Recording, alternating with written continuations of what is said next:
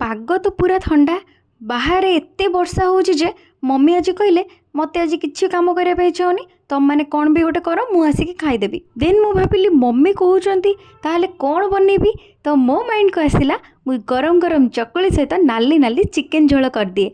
तापरे मो मम्मी को डाकिली मम्मी आस खाइब।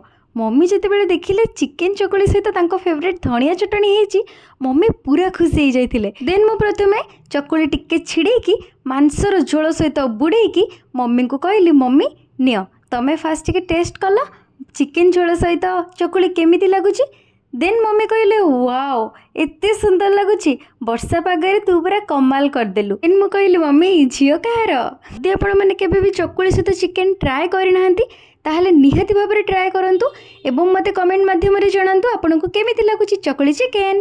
वीडियो शेष जाई देखिथिबारु थैंक यू सो मच। जय जगन्नाथ रहिली।